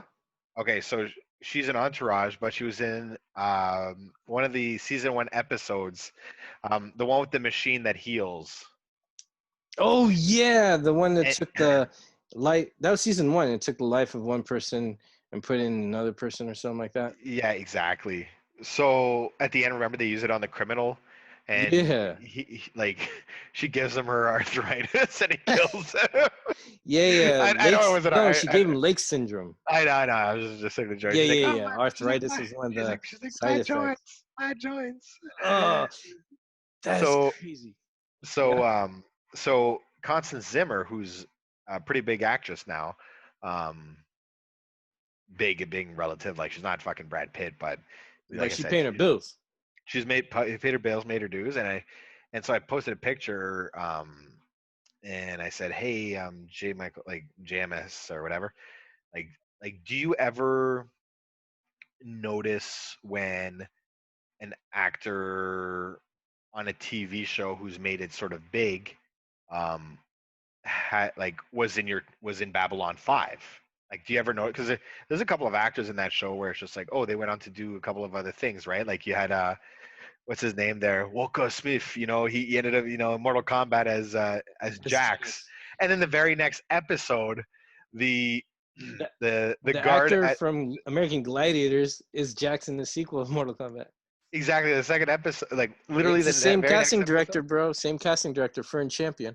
Yeah, so the very next Bam. episode, the security who scans Morden's identity card when he comes on board, Morden of like all people. I know it's Jax from Mortal Kombat 2. That's funny, Yeah. but I was just like, hey, like the Bryan Cranston is the perfect example, right? Bryan Mm. Cranston was a nobody, and he ends up being a ranger in Babylon 5. Then he Mm-hmm. goes on to be Breaking Bad and this and that. So it's A just like key ranger to help a set key the ranger shadows and to the set the Vorlons shot at its key exactly. point for the war. Exactly. Oh. So I was just like, hey, like, have you ever noticed like some of these actors who are huge now, started off with Babylon 5, and he goes, and then basically his answer was like, well, unless your parents are in the business, all actors have to start somewhere. And I'm like, I wasn't taking a dig at your show. I like, do you know what I mean? Like, Oh yeah. Yeah, I get what you mean. like I was just like, that's not what I was saying. I was just saying like, hey, do you ever think, hey, that's cool? Like Bryan Cranston was on my show, right? I'm sure he didn't mean mm, it like that, but like I think he was just being a matter of fact. Yeah, all actors start somewhere, kind of deal, right? yeah. See, I So think that's what I mean by cold. That's what I mean by cold. yeah, that's true. That's true because honestly, a lot of times we see a tweet or something on social media, we read it in the tone that we're expecting it to be. And that could Exactly. come from, personal experiences or expectations. And that's why I think a lot of problems of infighting and all this things get lost in translation because um it's not in person. I mean, I think, which is great talking to you, man, or talking to anybody, we could hear our tone. We could see what's going on. We know the meaning behind the word. Like if you reply to someone, anyone's post, and with the words like, what's wrong with you? They could read that so many different ways. Like, what's wrong with you? What's wrong A- with you? Hey, what's wrong with you, man? It could be anything. Absolutely. Absolutely. So, yeah, I see what you mean being cold. So, but like I said, is people on Twitter like some people hate William Shatner. Have you seen William Shatner on Twitter? No, I should. That sounds Man, awesome. he does not give a shit, and I mean that in the best kind of way. No, dude, People have you come heard of at the him. band Ben Folds 5? Yeah, Yeah, yeah. Well, just Ben Folds performs now, and he does Ben Folds live. And I did see him I, live in I, concert, and I he did I that see song what he with did William there. Shatner.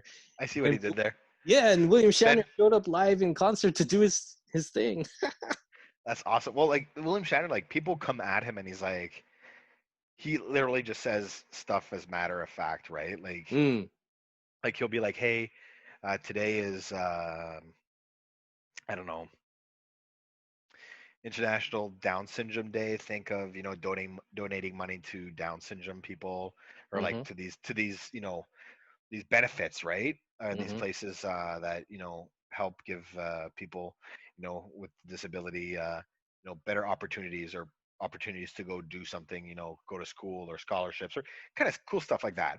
And then like one person underneath goes like, oh, I have so and so medical issue. How come you're not promoting me? And then he'll be like he'll just tell them off, be like, this isn't a fucking contest, you know, Mm. go away. And then the person's like, oh, now you're telling a handicapped person to go away. He's like, no, I'm telling an asshole to go away, right? I judged you equally, man. Like what kind of people like goes like, it's like the people who going like you know oh, you guys are raising money for suicide awareness, but what about cancer? And it's just like, man, like shut the fuck up. Yeah, again, I think people are coming at posts with whatever's their expectations. And when I say that, I want to add another layer to that cake is that some people go at posts when they see a post and it's opposite of their expectations. So they don't know how to take it. So sometimes they act aggressively because, again, like we said earlier, it's a coping situation. Like when people are like, oh, that's DC, other superheroes, it's not Marvel. I should hate it by default, or whatever, you I, know? I I I think one of the major things is that people hate being wrong, Mm. right? Because Very true. if you're wrong, it challenges your perception of truth and what you've always believed to be fact, Mm. right? So, um, if if we live underground and I'm taught that the sky is purple, but it's blue, Mm-hmm.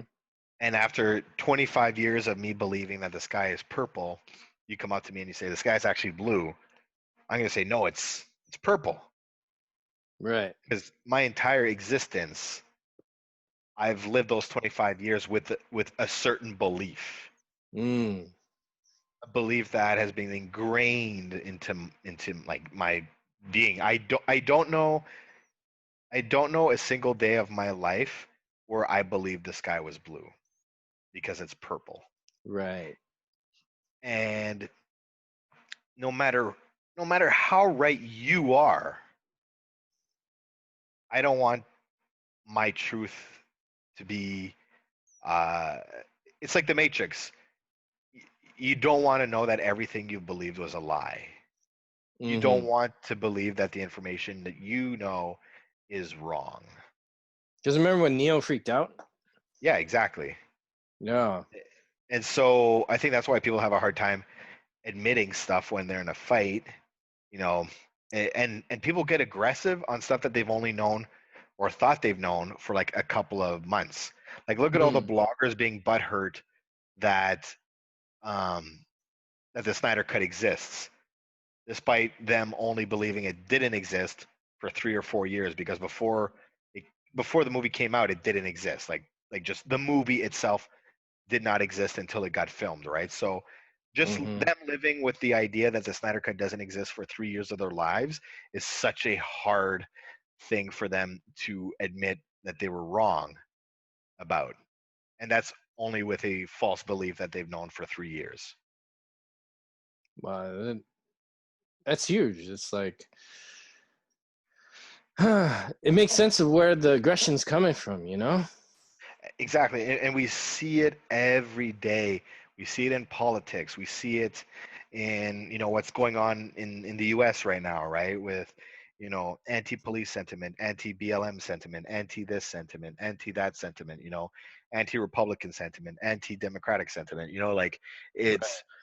it's people don't want to sit down and talk and have their points of view changed or at least see things from another point of view, right? Do you also think it's also a mindset of also because I feel like sometimes people I see every now and then people like, oh, you win, or I can't win with you. Makes me think also, are people kind of coming at this as a contest where it's like you just want to prove that you are right, like being Yeah, I wrong is absolutely. unacceptable apparently. Absolutely. I think that's one of the issues that's going on, especially within our fandom right now, right? I've tried Mm, to talk to certain people. I'm like, man, just drop it, man. This is bullshit. Like, who actually cares? Move on. And they can't. They can't. I have to win. I have to mm. be the one. This is in regards, of course, disputes between e- peoples. Exactly. And Hmm. it's like I have to be Yeah. last man standing. And you know what? In my life, like the quickest thing, one of the things I learned, you know, I want to say early on, but even just maybe a year or two ago, which I guess, even though, you know, 2 years ago I was 32, I feel like learning this lesson by that age is still pretty early because there's people who go their whole lives not learning this lesson. There are Mm. certain What's that? choose what hill you're willing to die on. Oh, wow. I've not heard that. I like that. Because in the end, 99% of those hills, no one gives a fuck. It doesn't matter. Mm. If you like and it's not even that the subject itself doesn't matter, it's who you're going to be fighting with that matters, and you'll live such a better life and less stress-free life. Like I tell you 2 plus 2 is 4 and you tell me no it's 6, absolutely you're right. 2 plus 2 is 6. Have a good day. uh, yeah, I kind of learned that early on with my parents. They're very um uh like Desi Asian like strict, you know. And then Yeah. anytime some conversation of like sexual interactions or anything with like intimacy comes up, it's like no, we can't talk about this. You know, it's like whatever. But I remember a few conversations that came up. It's like so admissive that I was like, oh, it's not really worth it because there's like this mindset you can't get around and talk normally or for It's whatever the reason. mindset where you're Like just no one's talking to a listening on wall. the other end. You're just talking to a wall. Exactly. And then I was just like, I'm not gonna spend my time talking to a wall, you know? And I like conversation when people are listening, you know? And you can't go at any conversation aggressively, honestly. Unless someone's Absolutely. actually caught in a crime. It's like, yo, let go of the gun or whatever, you know? Okay, too many extras. Exactly. But yeah. Um but in a conversation that requires participation from both ends, if one person is just closed off and you realize that, I think that's the time to back off, and you like, you otherwise you're going to be stuck in a moment yelling at a hypocrite or a racist, telling that they're hypocritical or racist. They won't see it Yeah. or No, something like that. absolutely. So It's just garbage. yeah, and then I think people get addicted to the habit of fighting or whatever. But yeah, I think it's when you reach that wall and you're talking to a wall, I think it's time to step back. Because in the end of the day, it all ends when you log off of the app. Is an app really worth it? Exactly. You know? Hey man, I'm looking at it. It does say here Babylon 5 remastered. Oh But what does man. remastered mean? Okay, well, Oh no, from no, I what I mean learned like in the traditional sense, I know what it mastered means, is a but I transfer. meant Remaster is when they touch it up, like clean it. Is it? Or has that okay. changed? Let's take a look here. Thank you for listening, everybody. We are all over the place. Fans We of are director's definitely cuts all of over. Babylon 5. That's how we roll here at Kojay's Corner. And that's a pro wrestling term. This is my tag team partner, James Boudy, also known as Stuntman Mike. Stuntman Mike. He's looking this up. Who, by the way, I'm going to advertise my other show is Snyder Cut Fighters. You are the Muay Thai champion now. Oh my god. The Babylon 5 music just fucking. Okay, official remaster comparison. I'm just taking a look here. Okay. Okay, DVD. Mm-hmm. No way. Oh, okay. I'm sold. As soon as you said no way, I'm going on iTunes right now. I'm Give me going a to make second this here. purchase. I hope it doesn't download everything all the way. I don't want to do that. Wow. Wow, really? On iTunes only? Yeah. Hold on. I'm gonna send you a link on Twitter. Okay. Wow. It looks really good. Oh, I see wait. Whoa, wait. Every season. Okay, I'm seeing every season is $10 right now, ladies and gentlemen. By the way, Battle 5 is the greatest thing in my world. It's greater than There you go. everything. I just sent it to you. Complete series, $30. Oh, you're saving if you buy every season for $10, that's $50. But they're selling the whole thing for $30. That's what I told you. It's like, oh, I'm having a Snyder Cut moment right now. Don't download this stuff. I can't do it in Canada. It's still $29.99. What do you mean? It is Oh no, $29 no, no, no. Here you go. for the whole series. Babylon 5, the complete series, $59.99. Oh fuck. It's because Canada, Wait. right? It's because Canada has different. We have different prices and stuff like that, right? Dude, get yourself an American account or something. But all of them are remastered. $59 is basically $29 US. Oh, so it's the same. Yeah. I keep forgetting that. Oh my god, remastered. This looks great. Okay, I'm gonna watch this. I'd love to have a digital copy of this show along with my full thing. Actually, do you know what's amazing? Is What's that? that my I don't know how it is on your PS4, but on my new Xbox and my new PS5, there's the Apple app, and I didn't really give a shit about Apple Plus, I think but that'd be on. I haven't seen it on PlayStation. It might be on Xbox because Apple and Xbox are so, closer, aren't they? but even PS5 has it. It has the Apple Plus, so I don't have to buy the Apple TV dongle. I can access all my movies and all my TV shows from my PlayStation 5 from my iTunes account. Oh snap! I want to look for this. I'm going on PlayStation account right now. All right. So I think we should wrap the show up, and then we could talk in private about Babylon 5. Sounds good, man. But hey, man, thank you for being on my show. This isn't really an end to end. This is probably maybe the climax or epilogue.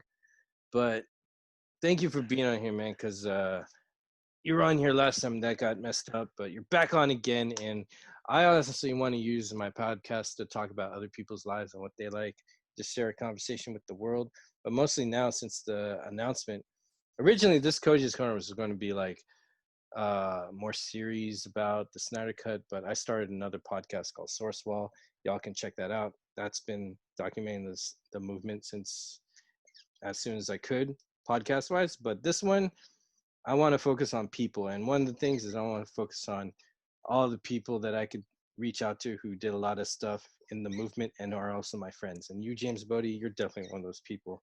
You've been a Thanks, man. fighter equal to so many heroes, and I want your voice to be heard.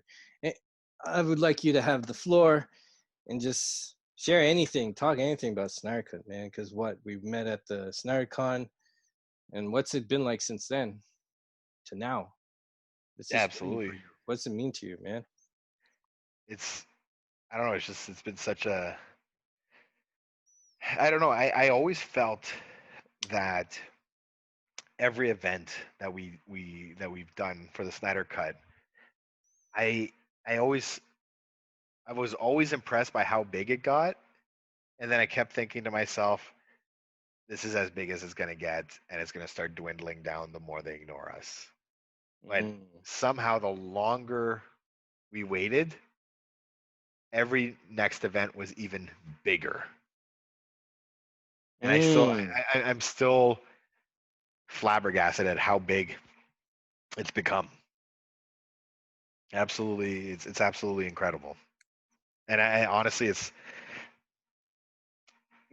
I don't know, it's both exhausting and exhilarating at the same time. Mentally, because we for the longest time we were fighting for something that we never knew, we never thought, or like we never knew whether, like, there was the possibility it would never come, or it would take years and years and years, and we were already there to fight it. And Mm. thankfully, it's coming out, right? Oh, in 3 years. That all the good work we've done for the AFSP, right? The fundraisers and the shirts and everything that, like, we must be at $500,000 now. We must be, Hmm. and it's incredible to be part of a movement like that. The Snyder Cut movie is bigger than anything I've ever seen Star Wars fans do. Hey, this is true. I've This never is seen a truly fandom. historic. Absolutely, like we're getting a book release about this. Yeah, and I also saw that Amy Adams. Well, of course she's a celebrity, but this kind of proves something that I thought was very pivotal. Why we should have been united and together and supporting everybody, every event. I know some people boycotted certain events on whatever sides, this camp, this club, that whatever, because they didn't like Yeah, so. But I think that's a little too much. But the fact is that we all have been able to move bigger mountains together. You don't have to absolutely. talk to people, just move Just mountains participate. together. Just Yeah, participate. just participate, I think. And because even Amy Adams, she was saying on that little thing for the book She didn't know there was a podcast, movement. exactly, she had no idea there was a movement. There's a lot of people don't have it. And those release of Snarka hats I make and donate, and if someone wants them, whatever. Yeah, uh I go to the lid store, and then that's where I get them custom made. And the guys there, they all like, hey, is that movie coming out? It's like, hey, it's been announced. And one guy said, hey, I heard it. What about it? He like didn't know. He did not know yeah, anything about it. And then I just caught him up real quick, showed him the trailer. Well, they took the trailer down, so I showed him my music video, which is the trailer with extra scenes. That's all. yeah. And he got so hyped, so lit. I saw him again today when I was picking up an order, and he was like, "Yo, I was picking up some of that Snyder Cut stuff. It's good stuff, man. Hype. The hype is real, but a lot of people don't know it. It's like we are big, but I think we could be bigger." Absolutely. But you know what? It was funny because Yeah. um I have a release of Snyder Cut face mask. Got a sweater and shirts as well, but face mask, and it was given to me by one of our Julie? members, Julie. Absolutely, She Julie get, Witt. she hooked me up with one too. She's so amazing. She's amazing. She is absolutely incredible, and Yeah, I want to get her and on here too. But yeah, go and on. and I go into my local dispensary, um, and the guys are like, "Oh man, the Snyder Cut! I heard about that. What do you know about it?" And I'm like, "Let me fucking tell you, buddy." Oh, they Like, couldn't have asked a like, better like, person. they could have asked you a better person, right? And then, like, I show them a Hey, picture of me and Zack, and they're like, "Oh fuck, that's insane!" And yeah. I've been asked about my sweater and my face mask. I'd say maybe at least 6 or 7 times Mm-hmm. out in public, right? like 6 or 7 times is like I go out in public a lot, but 6 or 7 times is a lot because people don't tend to stop strangers and say, "Hey, Yeah, what's that's that?" going out of your way. That's That's huge. going out of your way, but people are going out of their way, going what's the Snyder Cut? What's Zack Snyder's Justice League? And it's like, oh fuck, like this is what it is, you know? And no, it's just so it's so incredible. It's so huge. Hmm. And you're right about that because, my hat I wear as pride, but also to advertising, whatever. And even with my wrestling sign at wrestling events, I've had waiters come up to me with my hat saying, "Yo, I heard about that movie," or some of them already know about it. They're like, "Hell yeah, that movie's got to come out." And they're hyped. And it's Absolutely. like people hearing about a sporting event that they're so excited for, like Super Bowl or something, World Series. And even at the wrestling events with my sign, people would pass by me and like, "Hell yeah, that's what's up," giving fist bumps and all that. It's like Absolutely. we're Well, not that big, but the film, the quality, and even sometimes Zack Snyder's work is well known that people outside the movement give it props. They just yeah, need to know it's there. absolutely. And it's one of those things like people who don't know movies, right? People who are not very versed in directors and this and that. Like dorks like us, he he he. No. People not like people who No, people don't. not like us, right? Not people not like us. Yeah. And it's like you go up to them, but there's one movie you can always say that'll get them hyped. You go like, "Oh, Zack Snyder's Justice League." Like, who's Zack Snyder? And you go, I'm like, you go, you ever see that movie 300? Oh yeah, 300. Like it's the same guy, and then they'll be like, "Oh shit." Yeah, Do you know what I mean? Like yeah. you tell them that they made 300 or this or that, and they lose their minds. They're like, "Oh my god, that's so awesome." So yeah, like um, I'm curious to see how HBO does their marketing rollout. Hmm. I still wish it would come out all at once or as a movie. I Seeing know, that but Mandalorian is a status quo, I think it's going to be weekly, but I honestly want a movie. I just feel it's a social thing that people can't handle a long movie. It has to be broken down. And my critique on that is towards America or Western audiences. I think longer films should be more of yeah, but if they're watching it at consistent. home, I don't think so because the thing is, people will Yeah. binge watch Stranger Things in one sitting or The Punisher or Daredevil or Yeah. something like that. I think in this case, it's just a matter of moving subscriptions. For a Right. week, like they'll do it at a time where it's just like uh, it'll be like start your free month for 1 week only, and then they're gonna get you on the first 3 episodes, and then you have to renew your subscription on the fourth episode. Do you know what I mean? Like Right. I think with we don't have HBO Max here in Canada, but from what I gather, the selection is really amazing, um, which is kind of to be expected considering they have Warner Brothers and HBO. Um, but I think for people to subscribe, they need to be given a reason to do so. And once they're given a reason to do so, and they themselves see the kind of selection that's there, that's what's going to keep people. Yeah. I can see that. That's the that's the fishing trick. That makes sense. I just want my movie, man. Sometimes I have no I internet know, where I am at. And I that, know. that hurts. The little circle spinning around is still loading. Oh man, that's so painful. Exactly, exactly. So And yo, I'm like you, man. Home theater experience, top notch. I love the Blu-ray experience, the 4K surround. Oh, it's just great. exactly. Yeah. Oh, so apparently the Babylon 5 on iTunes is full screen, which is good because like the CG Oh, was zoomed in, which is why it looked so shitty. yeah, especially season 1 and 2 because they zoomed in to crop the widescreen. Exactly. So no, Because I the thought like they were shooting widescreen from season 3 and up. no, they shot widescreen from the beginning, but for some reason the composite was done in full screen. Or no, the composite was done in widescreen, but then once it went to film, they just scrapped all the digital effects to clear up memory. Hmm. So yeah, it looks good. I Nice. would definitely consider double dipping. Oh, is Babylon 5 I buy it. I'll probably buy the again, just the seasons by themselves. Just Yeah, have it in widescreen if the quality's not that. Well, absolutely. not the quality, but I do like the widescreen effect because for the TV Yeah. it fills it up. But Yeah, true, it's but Babylon 5. I can't knock it. I mean, I had so many VHS tapes about Babylon 5 back when it was televised that to get people into it, I give them like 2 VHS tapes, and then I did the long play, like the 6 hours, and some of them had 8 hours, and they'd go through yeah. they come back like, give me more Babylon 5, It's like, It's so good. It's so good.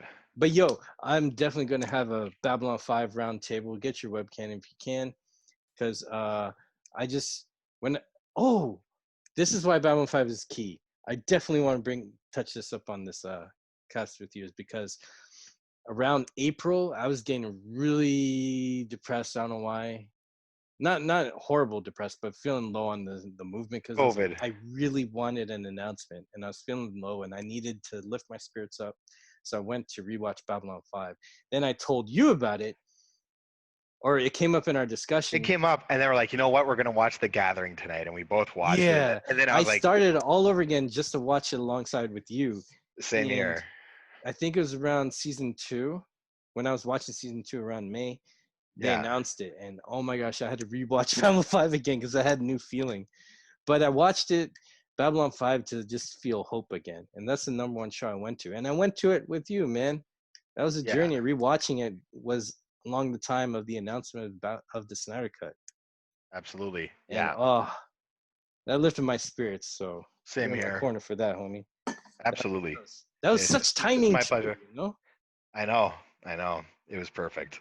I wish for it on my birthday, the 17th, and dang, May 20th, boom, a few days. What a journey, Exactly. brother. What a journey. What a journey. I'm hoping that we get a little bit of a more conventional trailer, though, like sort of like the BVS marketing with like the epic music. And Yeah, because towards release, I noticed Snyder uses more of the music that's in it. And yeah, I do well, remember seeing the Man of Steel trailer that had just had the piano music, yeah, Man of Steel, just a little bit, and all this silence. I was like, wow, they're going artsy with it. I like it. absolutely. Those two notes we talk about, doo, Hmm. doo, and then you just see like Russell Crowe on the balcony of that Kryptonian building, and all the ships are Yeah. blowing up and stuff like that. I remember seeing that. I was like, what the hell? Like, this is crazy. Man, Oh, there's scenes in that first trailer, or sorry, in the Man of Steel trailer, where watching it, I was like, what am I looking at here? Like, I could not tell. Like, I could pause the video, and I would not know what I'm looking at, I right? love And I think, mystery. um, and I think part of it was some of the Kryptonian ships like coming through the smoke. I was like, what is that? Like, you couldn't really tell, or like you could tell it was a ship, but you couldn't really tell the shape of it because it was so unconventional, right? Like, they look like beetles, Mm. right? So, or like those first shots of Superman flying inside the what's that machine called again? There, the terraforming Oh, like the World the, Engine? the world engine, Yeah. and you see him going up. Like in the trailer, you see him just flying through the blue beam, and you're like, what the fuck is that blue beam? Like, you Right. you see the shot of him, doing the fist in the air with the beam shooting down on him, and then the ocean around him is being pushed away. But in the trailer, you're like, what is that? You can't tell it's the ocean, right? It Hmm. just looks like this big white wall, It and there's looked like smoke the going ending of through. Tron, or a Tron thing, when Yeah, he has to send the thing up to the user or something from the disk. exactly. So just the visuals were so foreign that once you finally see them on the big screen, you're like, oh my god, like this truly did come from somebody else's imagination. Oh, definitely. It was beautiful because you couldn't tell it was the ocean. And also you can tell that that was actually a battle too. That was a villain too, in a way. The World Engine. It operated Exactly, like a kaiju monster that he had to face. I mean, shoot. Spur of the exactly. And moment. I don't know how Batman would have done on that. We definitely need he, Superman for he would that. have been fine. He would have been fine. He would have been fine. He would have survived. He would have survived. I got my Bat World Engine repellent spray. Pretty much. Just load it in his bat plane and shoot it off. Pew! See, all right, there we go. I guess we didn't need Batman at that point. So, but I gotta let you go because I really gotta go to the washroom so bad. I'm letting you go because I gotta You got go. your little niece to go see. Yeah. But yeah, man, thanks for being here, and we'll do this again. Oh And man, did you have a good it's time? always a pleasure. I absolutely, absolutely. Hell yeah. All right, man. All right, thanks, bro. We'll talk soon. And Absolutely, this is not the last we hear from you, but yeah, we did it, man. Snyder Cut's coming. absolutely. Snyder Cut's coming, 2021. It's gonna be amazing. Hey, all right. Hey. Catch you all later. Be All right, man. kind and be well. Much love. Boom. Take care.